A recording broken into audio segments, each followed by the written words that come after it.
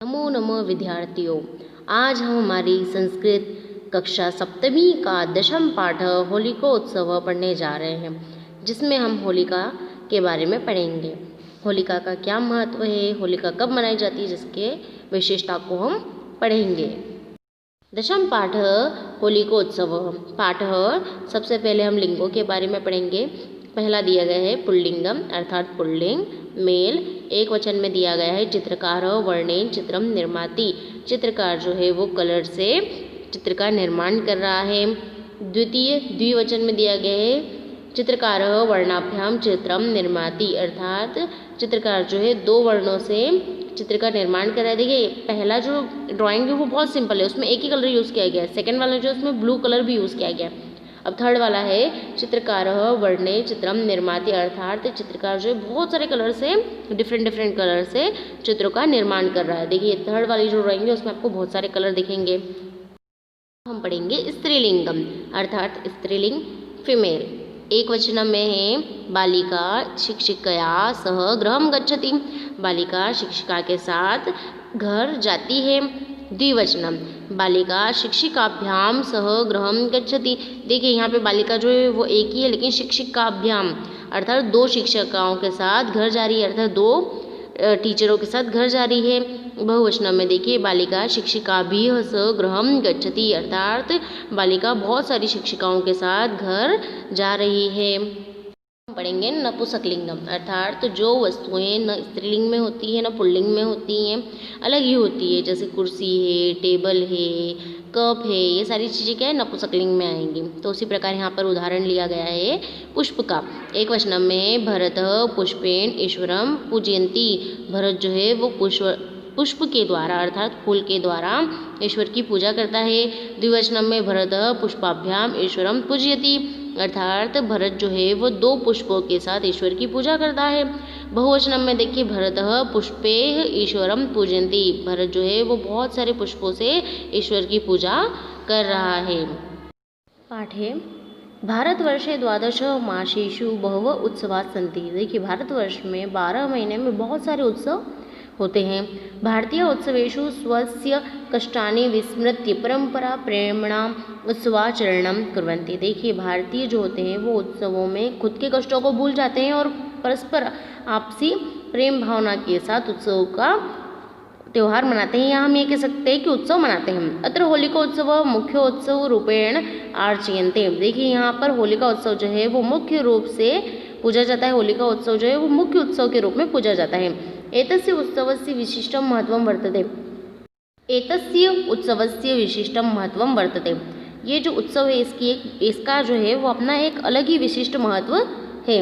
हिरण्यकशिपो भगिन्या होलिकाया धनेन अयम उत्सव संबंध अस्ति। देखिए हिरण्यकश्यप की जो बहन थी होलिका, उसके दहन से यह उत्सव संबंधित है। सा देवस्य वर प्रभावेण अग्निना दग्धा न भवति स्म। अतएव हिरण्यकशिपो निर्देशेन सा प्रहलादम अपे अंके उपावेश्य अग्नो उपविष्टन्ति। देखिए क्या होता है कि हिरण्यकश्यप की जो बहन रहती है होलिका, उसको एक वरदान मिला रहता है देवताओं के द्वारा कि आप अगर अग्नि में एक चुन्नी रहती है उसको ओढ़ के अगर आप अग्नि में बैठोगे तो उससे आप नहीं जलोगे आग से। किससे? आग से आप नहीं जलोगे, या उसको वरदान प्राप्त रहता है। तो हिरण्यकश्यप के निर्देश पर उसका जो बेटा रहता है, हिरण्यकश्यप का खुद का जो बेटा रहता है प्रहलाद, वो विष्णु की बहुत सेवा करता है। तो हिरण्यकश्यप का मानना रहता है कि विष्णु की सेवा भक्ति न करते हुए तुम्हें मुझे भगवान मानना चाहिए और मेरी सेवा भक्ति करना चाहिए। लेकिन जो प्रहलाद है वो ऐसा नहीं करता, वो हिरण्यकश्यप की सेवा नहीं करता है। वो पिता के रूप में उन्हें बहुत पूजता है, लेकिन भगवान के रूप में वो विष्णु की बहुत पूजा करता है। तो इससे हिरण्यकश्यप को बहुत गुस्सा आता है कि मेरा पुत्र होकर मेरी पूजता नहीं है, मेरी पूजा नहीं करता है। तो वो अपनी बहन जो रहती है होलिका, उसको निर्देश देता है कि तुम मेरे पुत्र प्रहलाद को लेकर होलिका में बैठोगे और उसको अग्नि से जला लोगे। परंतु प्रहलादस्य भक्तया प्रसन्नः नारायणः प्रहलादं रक्षितवान्। देखिए क्या होता है, लेकिन प्रहलाद की भक्ति से प्रसन्न भगवान नारायण जो रहते हैं वो प्रहलाद की रक्षा करते हैं। प्रहलाद को कुछ भी नहीं होने देते, अग्नि से उसे जलने नहीं देते हैं। प्रज्वलितेन वही नना सा स्वयमेव दग्धा अभवत्। लेकिन देखिए जिसको वर प्राप्त था, देवों के द्वारा वर प्राप्त था कि तुम अग्नि से नहीं जलोगी, वो खुद ही उस अग्नि में जल जाती है। कौन? होलिका। तस्या घटनाया स्मृति रूपेण प्रतिवर्षम फाल्गुन मासस्य पूर्णिमा तिथो होलिका महोत्सव आचर्यन्ते। देखिए इसी घटना को स्मृति के रूप में लेकर हम प्रतिवर्ष फाल्गुन मास की पूर्णिमा तिथि को होलिका का महोत्सव मनाते हैं। होलिकोत्सवे जना परस्पर प्रेमणा मिलन्ति एतेन एतेषां प्रीति वर्धते। देखिए होलिका उत्सव पे लोग आपस में मिलते हैं, एक दूसरे से मिलते हैं और इसी से उनकी प्रीति अर्थात ये हम कह सकते हैं कि उनका प्रेम भाव जो है वो बढ़ता है। अहम होलिकोत्सवे परिवारेण सह वाहनेन ग्रामं गच्छन् आसम् किंतु वाहनेन कापि समस्या आगता। देखिए अब यहाँ पे एक जो बच्चा है वो अपनी स्टोरी सुना रहा है। एकदा मतलब अर्थात मैं एक बार होलिका के समय पूरे परिवार के साथ वाहन में घूमने के लिए जा रहा था, लेकिन तभी कुछ समस्या आ गई। किसमें? वाहन में। होलिका दहनस्य दिवसः आसीत्, होलिका दहन का दिवस था।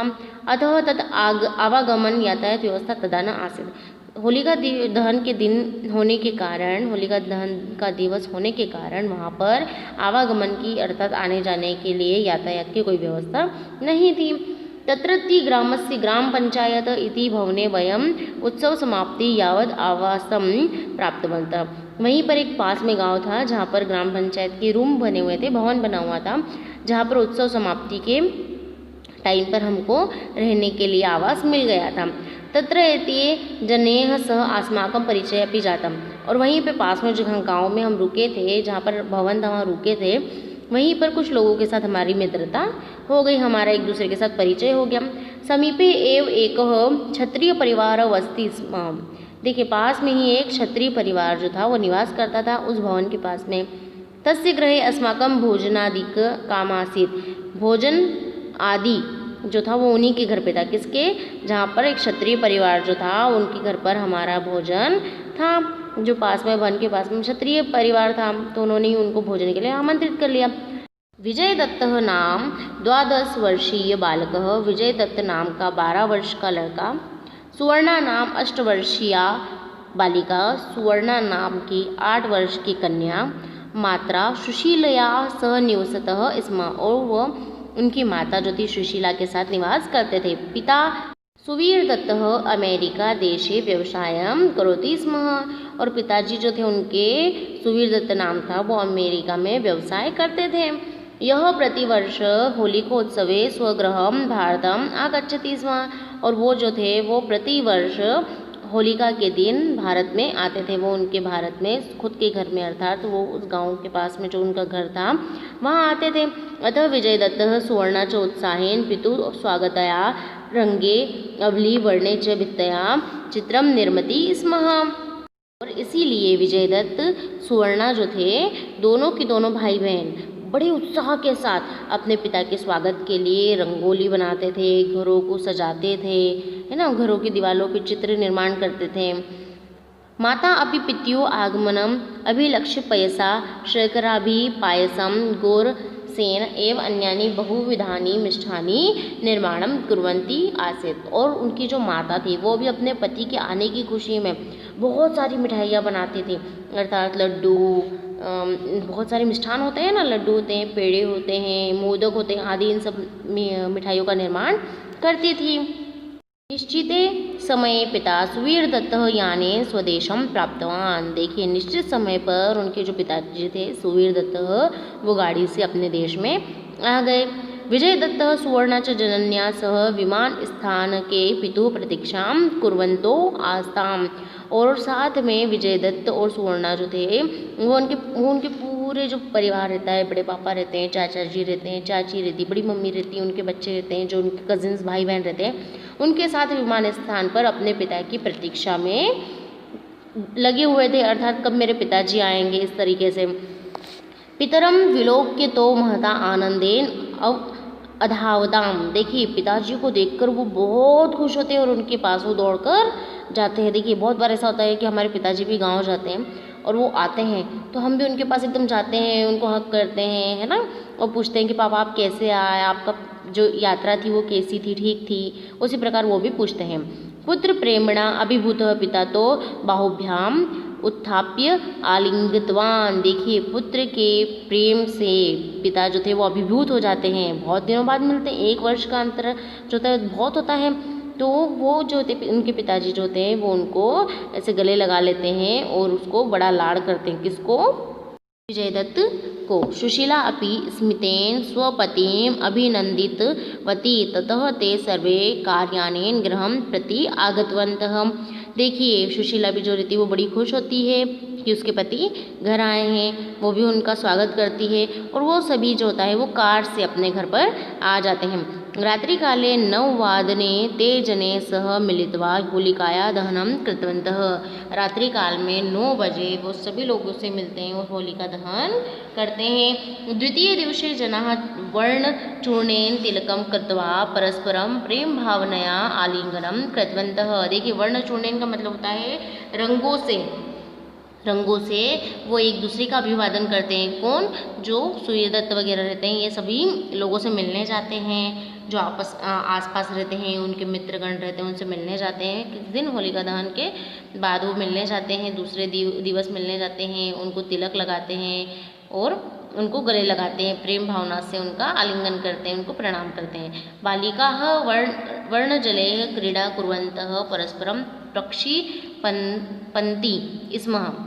केचन गायन्तः संपूर्णः दिवसः यापितवन्तः। देखिए और जो बच्चे होते हैं वो कलरों से, है ना, रंगों से या फिर रंग में पानी में रंग मिलाकर उससे खेलते हैं, एक दूसरे के ऊपर डालते हैं और एक अलग ही मजाक मस्ती रहता है। पूरा माहौल जो रहता है बहुत ही सुंदर रहता है।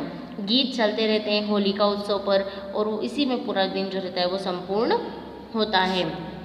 रात्रौ सुवीरदत्तः स्वगृहे बन्धुभिः सह चायं पिबन् अकथत् होलिका मां प्रतिवर्ष स्वदेशेन आनयति। देखिए रात्रि में सुवीरदत्त जो रहते हैं अपने घर पे बैठकर अपने जो उनके भाई रहते हैं, बड़े भाई रहते हैं, छोटे भाई रहते हैं, उनसे चाय पीते पीते बात करते हैं कि होलिका ही एक ऐसा त्यौहार है जो मुझे हर वर्ष मेरे अपने देश में लाता है।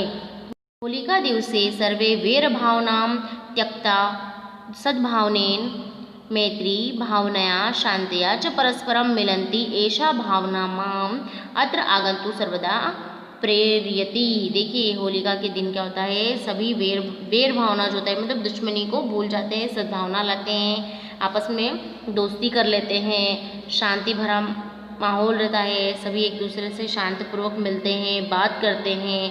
तो ऐसा जो माहौल होता है वो हमेशा जो क्या होता है प्रेरित करने वाला होता है और इसके लिए मैं जब यहाँ आता हूँ तो मुझे बड़ी खुशी मिलती है। अनन्तरं सुवीरदत्तः अमेरिकात् आनीते वस्तुभिः आत्मीयजनानां सत्कारं कृतवान्। देखिए इसके बाद क्या होता है, सुवीरदत्त जो अमेरिका से चीज़ें लाता है, सबके लिए अलग अलग वस्तुएं लाते हैं, गिफ्ट लाते हैं। तो वो जो सभी वस्तुएं रहती है वो अपने सभी जो रिश्तेदारों को रहता है, परिचितों को रहते हैं, उनको वो देता है। धन्य भारतीय होली धन्य च सुखोत्साह युक्त एतादृशः परिवार। धन्य हो भारत की इस होली को, धन्य है ऐसे सुखों से युक्त परिवार को। ऐसा जो परिवार है वो सुखों से युक्त है, मतलब सुख से भरा हुआ परिवार है। प्रातः यावत् अस्माकं ज्ञानः सम्यक् अभवत् अवयम ततः अश्रुपूरितः नेत्रेभ्यं स्वगृहं प्रति आगतवन्तः। और सुबह होते ही जो रहता है हमारा जो खुद की जो गाड़ी रहती है या खुद का जो यान रहता है वो आ जाता है, मतलब का जो गाड़ी रहती है वो ख़राब हो जाती है। सुबह जैसे ही गाड़ी ठीक होती है तो वो आ जाती है। तो जब वो जाते हैं घर तो उनकी आंखों में आंसू आ जाते हैं, मतलब इतनी खुशी उनको वहाँ से मिलती है। कथितम ही मणिका वलयम वलयेन मणिर्म मणिना वलयेन विभाति करह। देखिए श्लोक में कहा गया ये कविना च विभुर विभुना च कविः कविना विभुना च विभाति सभाः। देखिए मोतियों से ही मिलकर जो रहती है वो माला बनती है, ठीक है। उसी प्रकार बिना कवि की कोई सभा जो रहती है वो पूर्ण नहीं होती है। अर्थ अगर मान लीजिए हम किसी कवि सम्मेलन में गए और वहाँ कोई कवि नहीं हो कविता सुनाने के लिए, तो क्या वो कवि सम्मेलन हम अटेंड कर पाएंगे? अच्छे तरीके से नहीं कर पाएंगे। तो उसी प्रकार से कहा गया है कि बिना मोतियों के माला पूरी नहीं होती। अर्थात जैसे परिवार में कहने का तात्पर्य है कि परिवार भी जो रहता है वो सबके सहयोग से पूर्ण होता है, अर्थात सभी लोग एक साथ रहते हैं। जो बड़ा परिवार होगा, आपने देखा होगा कि आप जब गांव जाते होंगे तो आपके चाचा वगैरह सब एक साथ रहते होंगे, तो वो कैसे संपन्न होता है, सभी के साथ में संपन्न होता है, ये इसमें कहा गया है।